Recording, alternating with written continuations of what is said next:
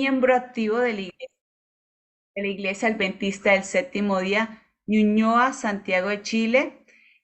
Actualmente es anciano de iglesia, es evangelista. Él ha sido llamado a predicar con énfasis de salida al campo y la verdad presente. Las personas que han escuchado a nuestro hermano Waldo Lira se destaca por ser un predicador que nos habla acerca de la verdad presente y muy especialmente acerca del campo, de la salida al campo, de los trabajos y del cultivo que se debe hacer en el campo, especialmente para nosotros prepararnos para esa salida al campo, para saber qué hacer en el campo, ¿cierto? Muchas personas que están en las ciudades no sabemos, bueno, qué vamos a hacer cuando salgamos, cómo lo vamos a hacer. Y nuestro hermano Waldo Lira ha sido un experto en explicar este tema. Así que en esta noche yo quiero darle la bienvenida a nuestro hermano Waldo Lira. Él es de la ciudad de Chile. Hermano, bienvenido. Estamos muy contentos que usted también haga parte de esta vigilia y que venga en estos momentos para poder trazar su mensaje, para podernos enseñar a todos, porque aquí todos estamos aprendiendo. Hermano Waldo Lira, es un gusto poderlo tener aquí con nosotros.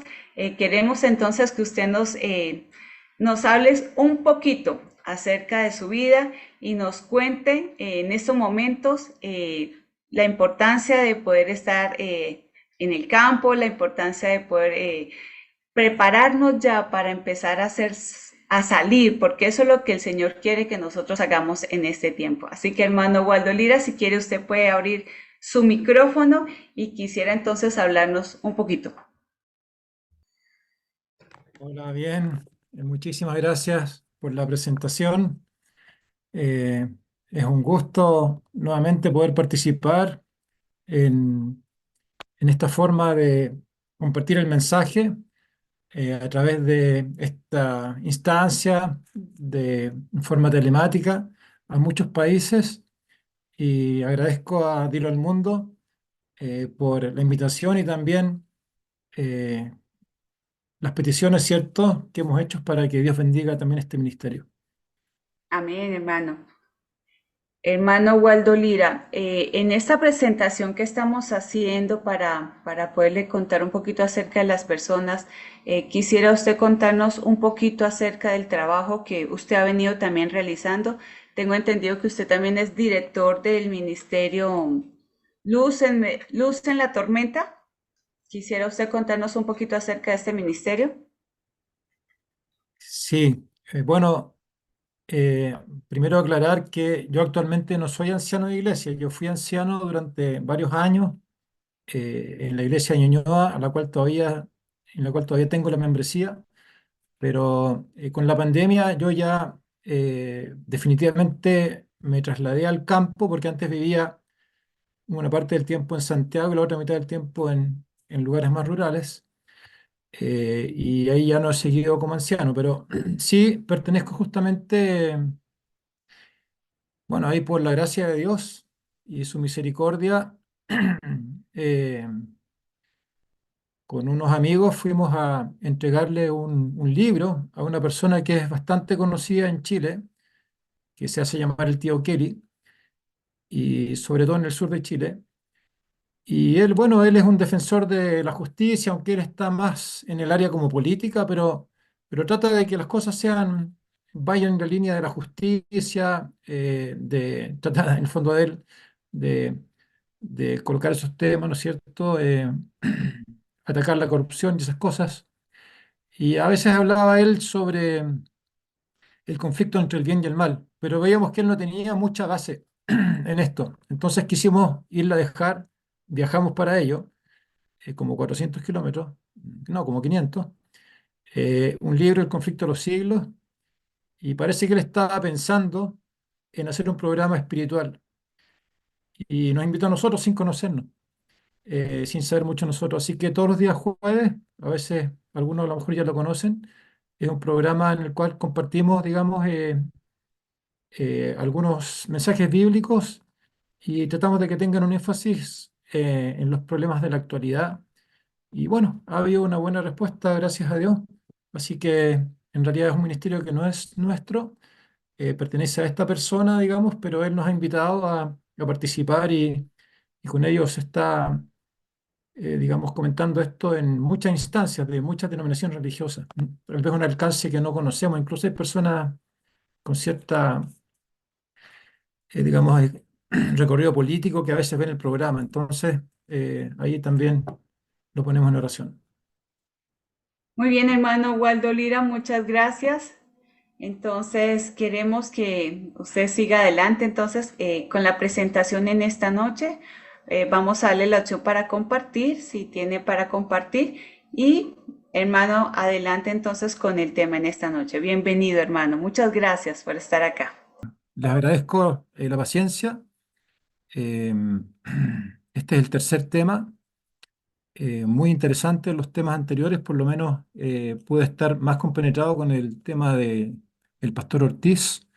Y el primero, lo poco que alcancé a escuchar también me pareció interesantísimo, pero está un poco concentrado también en el tema que a continuación les quiero presentar, que se llama el zarandeo. El zarandeo. Y vamos a ver por qué tiene este nombre, qué significa el zarandeo y qué implicancias tiene en nuestra preparación para la crisis final.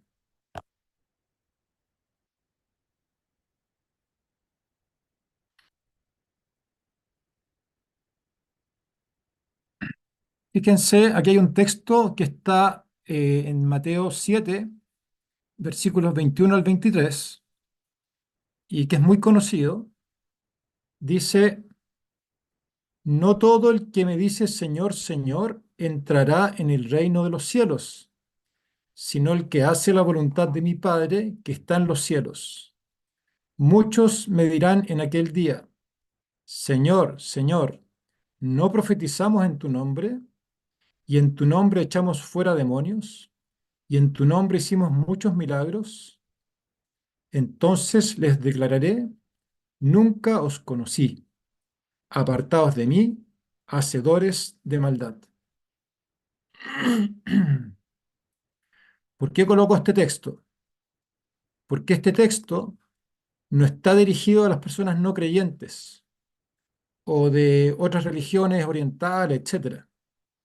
Esto está dirigido a personas que profesan el cristianismo, personas que tratan a Jesús como su Señor, personas que dicen profetizar o tal vez incluso profetizan en el nombre de Jesús, que echan fuera demonios, o por lo menos eso es lo que dicen, pero da la idea que sí, y que hacen milagros. Y sin embargo, algunas de estas personas no conocen a Jesús.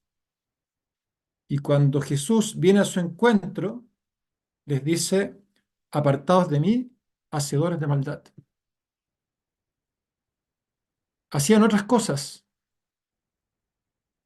relacionadas con la religión. Profesaban ser cristianos. Hacían algunas intervenciones que eran relevantes, ¿cierto? Desde el punto de vista llamativas, como milagro, echar fuera demonios, profetizar, pero eran hacedores de maldad. Y acá vemos que hay dos grupos dentro de las iglesias cristianas. Un grupo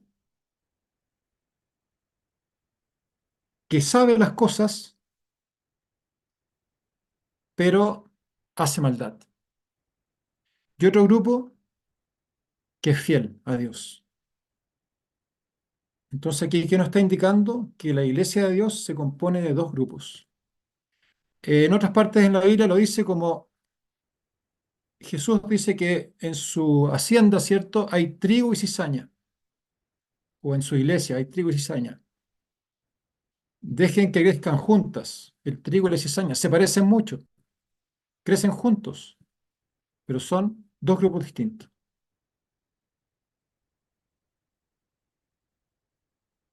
Aquí hay un pasaje que trata de, eh, el anuncio de Juan el Bautista, de Jesús, que está en Mateo 3, 11 y 12. Y aquí estas son palabras de Juan. Dice, yo a la verdad os bautizo en agua para arrepentimiento, pero el que viene tras mí, cuyo calzado no soy digno de llevar, es más poderoso que yo. Él os bautizará en Espíritu Santo y fuego.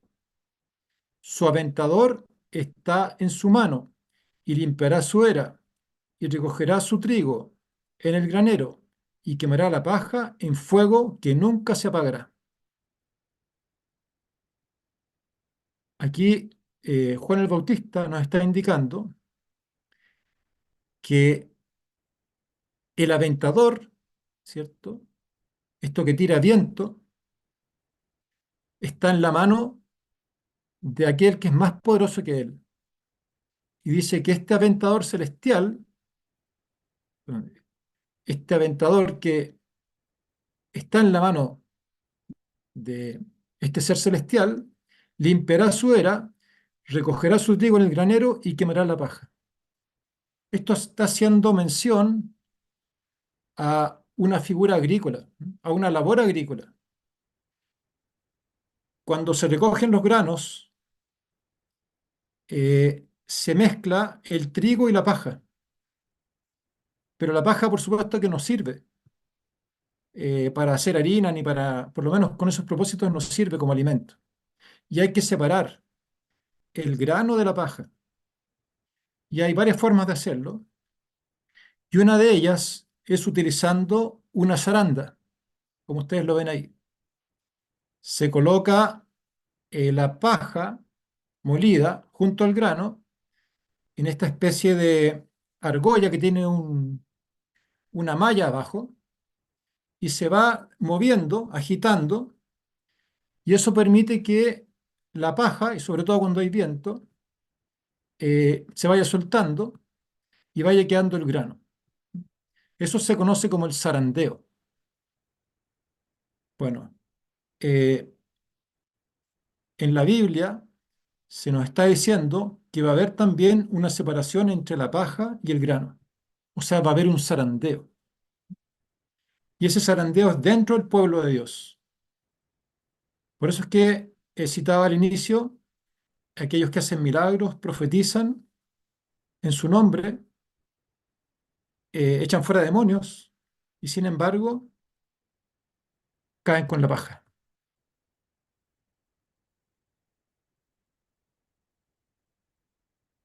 Eh, en ese mismo contexto aparece acá eh, continuando con esa idea del Sermón del Monte, aparece esta figura de edificar sobre la roca, que está en Lucas 6 46 al 49 y también está en Mateo capítulo 7. Dice, ¿por qué me llamáis Señor, Señor, y no hacéis lo que yo os digo? Todo aquel que viene a mí y oye mis palabras y las hace, os indicaré a quién es semejante. Semejante es al hombre que al edificar una casa, cavó y ahondó, y puso el fundamento sobre la roca. Y cuando vino una inundación, el río dio con ímpetu contra aquella casa, pero no la pudo mover, porque estaba fundada sobre la roca. Mas el que oyó y no hizo, semejante es al hombre que edificó su casa sobre la tierra, sin fundamento, contra la cual el río dio con ímpetu y luego cayó, y fue grande la ruina de aquella casa.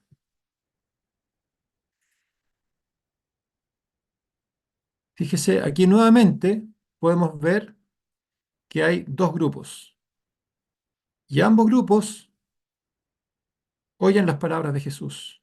Ambos grupos pertenecen al pueblo de Dios. Uno de los grupos oye las palabras y las hace. Y este grupo es semejante a un hombre que edifica su casa, cava hondo y pone el fundamento sobre la roca. Sabemos que la piedra angular es Cristo. Esa es la roca. ¿Cómo entonces se logra edificar sobre la roca, sobre Cristo? Oyendo las palabras y colocándolas en obra. Y cuando viene la inundación, la persecución, los problemas, las decepciones, la pérdida de trabajo y la crisis final, es- estos cristianos son inconmovibles, porque están fundados sobre la roca. Pero hay otro grupo que oye las palabras, o sea, conocen las palabras, también son cristianos, pero hay una diferencia. No las ponen en práctica. Y este grupo es semejante al hombre que edificó su casa sobre la tierra, sin fundamento. O sea, aquí no está Cristo. Si no practicamos las palabras, no está Cristo, no está ese fundamento. Y el río da con ímpetu, hace caer la casa y es grande la ruina de aquella casa. Acá en Chile hubo una sequía desde el año 2008 más o menos hasta el 2022. 14 años más o menos de sequía. Algunas casas, me tocó verlos ahora, no contaban con que llovía y, y sin saberlo había gente que colocó sus casas nuevas en lugares que eran inundables, pero no lo sabían porque hace mucho tiempo que no caía esa cantidad de agua, como ha caído este año, hasta el momento. Y me tocó ver casas, ¿no es cierto?, potreros en el campo, completamente anegados donde antes eran lugares donde escaseaba mucho el agua. Por mucho tiempo no había diferencia entre estos dos tipos de personas, pero cuando vino el río, cuando vinieron las inundaciones, los problemas, ahí se genera que un grupo cierto es afectado y se lo lleva el río. Así también puede suceder en la crisis final, si no fundamos nuestro carácter sobre la roca, porque lo que se construye al poner en práctica la palabra de Jesús es el carácter. Y no hay nada más importante para el cristiano que la formación del carácter. La obra más noble que puede hacer un cristiano es la formación del carácter. Entonces hay dos grupos. Hay un grupo que forma su carácter de acuerdo a la palabra de Dios y a su ley, que es el reflejo de su carácter, y otro grupo que solamente escucha. Nuevamente vemos que hay un zarandeo, una división. Fíjense lo que dice acá Mateo 24:15. Esto está en el Sermón del Monte, perdón, en el sermón profético de Jesús, Mateo 24. Dice, por tanto, estas son palabras de Jesús, por tanto, cuando veáis en el lugar santo la abominación desoladora de la que habló el profeta Daniel, el que le entienda, y continúa hablando Jesús. Pero fíjense lo que dice acá, el que lee entienda.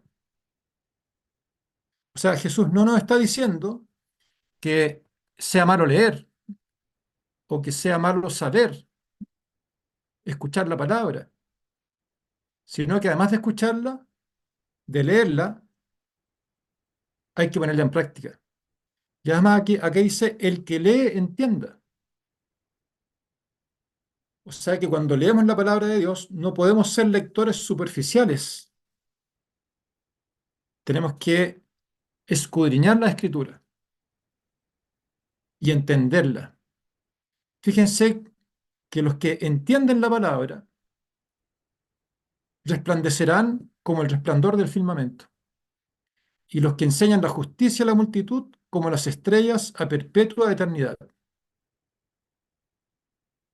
Hay que entender la palabra, hay que estudiarla, escudriñarla. Y esas personas van a ser grano. El lector superficial va a ser esa paja. Entonces, Dios nos está dando los elementos para que seamos grano y no paja, para que permanezcamos, ¿cierto?, en la cosecha y, y no al momento final, resulta que nos vamos junto al saco de los desechos. Esta misma idea aparece en Oseas 4:6. Mi pueblo fue destruido porque le faltó conocimiento. Por cuanto desechaste el conocimiento, yo te echaré del sacerdocio. Y porque olvidaste la ley de Dios, de tu Dios, también yo me olvidaré de tus hijos. ¿De quiénes se olvida Dios? De sus hijos, de los que olvidan la ley de Dios. ¿Por qué fue destruido el pueblo? Porque le faltó conocimiento. No podemos conformarnos con escuchar de otras personas solamente la referencia a la palabra de Dios. Como decía el pastor Ortiz, cuando él se dedicó a estudiar profundamente antes de la pandemia, entendió muchas cosas. Eso es lo que Dios quiere, que entendamos cosas que no conocemos hasta ahora, cosas grandes y ocultas, y que guardemos su ley.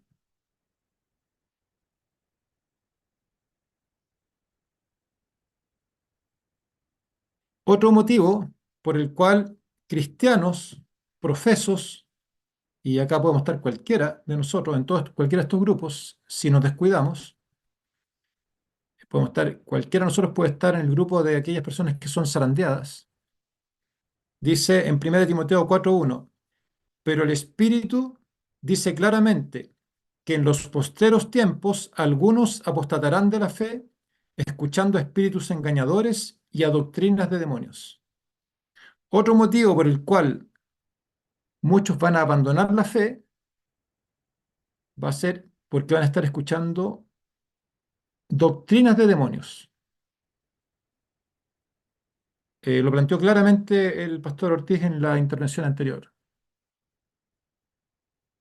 Conexión directa de algunas personas que desean engañar al pueblo de Dios y que tratan, y con éxito, de introducir doctrinas no bíblicas para que muchos las crean y se aparten de la fe. Otros van a escuchar directamente a espíritus engañadores. En la escritura dice que los muertos nada saben, que no tienen más paga, que no sienten, que no tienen amor. Y así todo, hay personas que sabiéndolo van a escuchar espíritus de demonio. Yo conozco un caso de una persona que profesó el adventismo durante varios años. Y esto es una idea fundamental de la Biblia. Estoy seguro que conocía esa idea, pero le traía mucho las profecías de estos medium, ¿cierto? Que se lo pasan profetizando eventos cada año y ya no está en la fe. Así tienen que haber muchos. Y en la medida que aumente la crisis final, una proporción más elevada de la que anticipamos prestará atención a espíritus seductores y a doctrinas de demonio.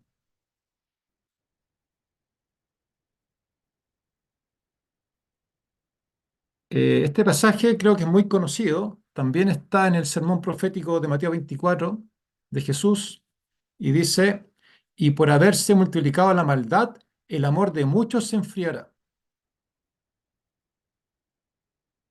¿Quiénes son acá los que son zarandeados? Aquellos que tenían amor, pero que ese amor se les enfría. ¿Por qué se enfría? Porque aumenta la maldad en el mundo. No sé si eso ustedes están viendo que sucede algo parecido en el mundo actual. Claro que sí, ¿cierto? La maldad está aumentando. Incluso hay leyes que la fomentan. Y eso hace que el amor de muchos se enfríe. ¿Por qué? Porque es necesario que el pueblo de Dios ame. ¿Por qué es necesario que el pueblo de Dios ame?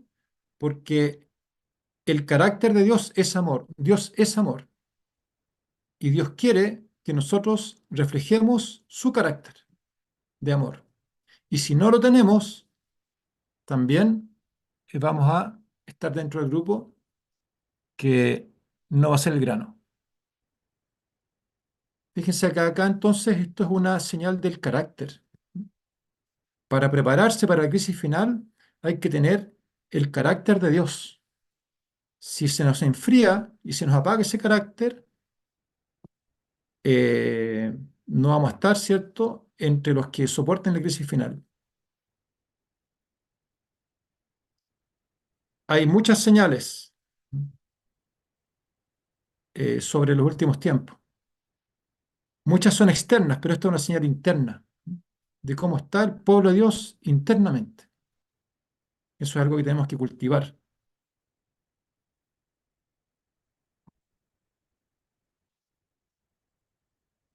Bueno, lo que ven acá es este párrafo,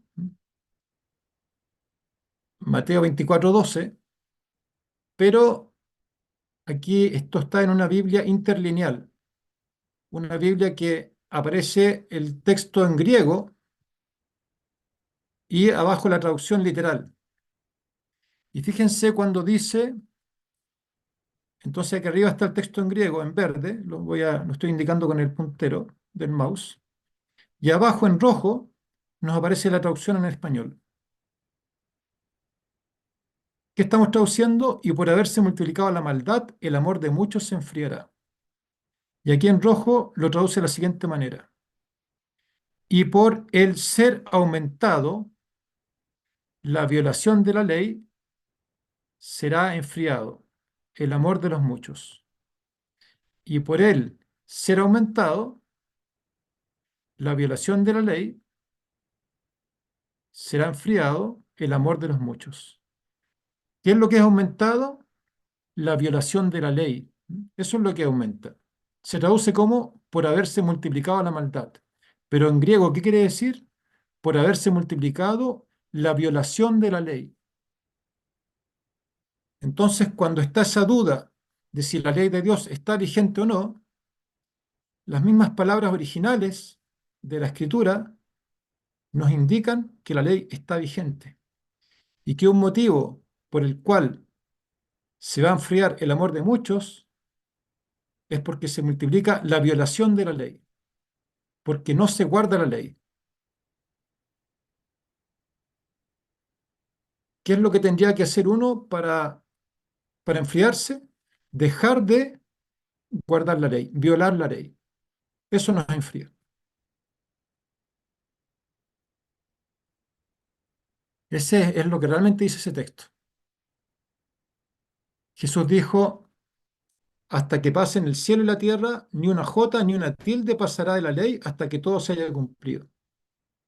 Y acá nuevamente está insistiendo en lo mismo. Y yo partí con este texto.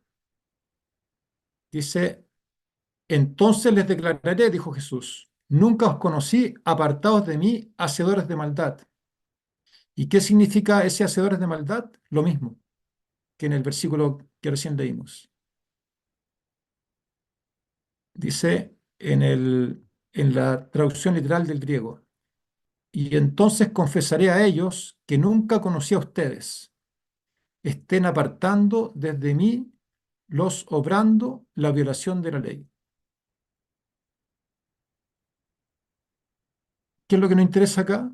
Que cuando traduce hacedores de maldad, también se refiere a personas que violan la ley de Dios.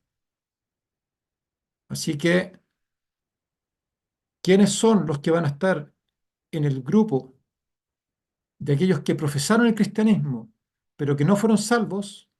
Aquellos que violan la ley de Dios. ¿Y qué nos dice la ley de Dios? Entre otras cosas, acuérdate del día sábado para santificarlo. Hay muchas partes de la ley en la cual coinciden muchos cristianos, pero la ley de Dios, tal cual como bajó Moisés con las dos tablas y estaba escrita con el dedo de Dios, nos indica que hay que guardar el día sábado. Así que hay un grupo grande de cristianos que por violar la ley de Dios se enfría, tal vez por no considerar este mandamiento.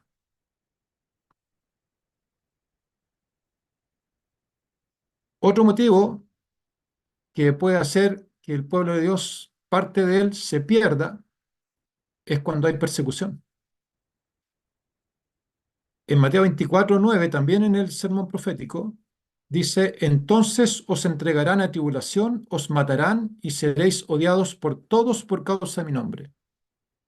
Muchos tropezarán entonces y se entregarán unos a otros y unos a otros se odiarán.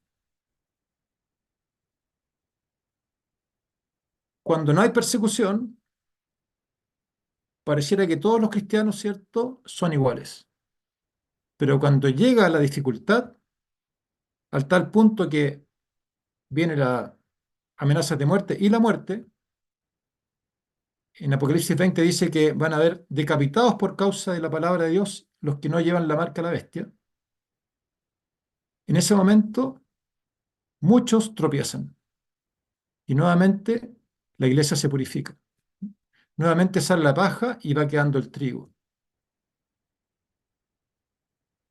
Preparámonos entonces, porque ese momento viene. En Mateo 24 dice,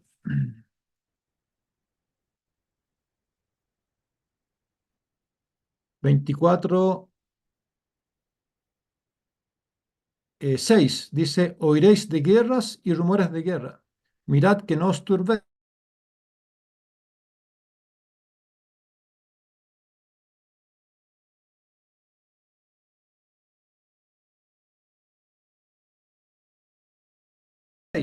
porque es necesario que todo esto acontezca y reino contra reino, y habrá peste, pero todo esto es solo principio de dolores. Entonces os entregarán en tribulación, os matarán y seréis odiados por todos por causa de mi nombre. Después de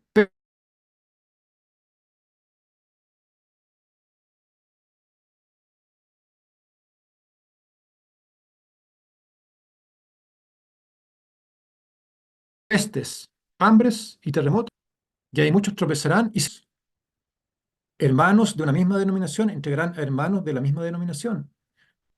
Hay dos grupos dentro de la iglesia de Dios. Preparémonos para no estar en el grupo que cae, sino que en el grupo que es fiel, en aquel grupo que es grano, aquel grupo que obedece, aquel grupo que guarda la ley, aquel grupo que sigue al Cordero por donde quiera que va, aquel grupo, ¿cierto?, que oye la palabra y la pone en práctica, cuyo fundamento es Cristo, cuyo carácter se edifica como una casa que se construye día a día y se parece cada vez más a la de Cristo.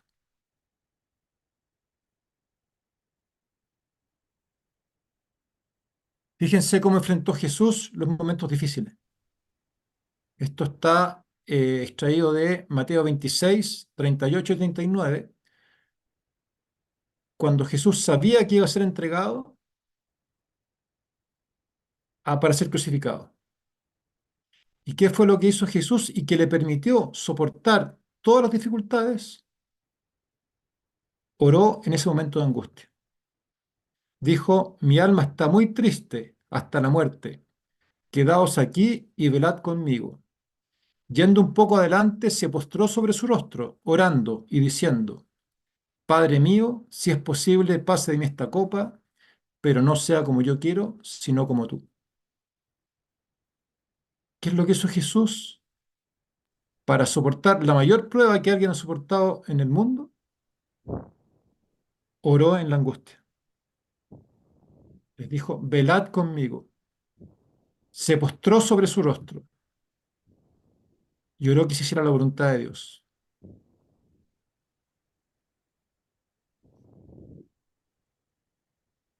Si Jesús tal vez no hubiera orado como oró, sin duda, tampoco habría llegado donde llegó.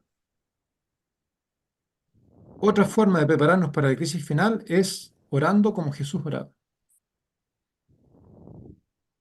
¿Para qué? Para que cuando venga este zarandeo, estemos de su parte.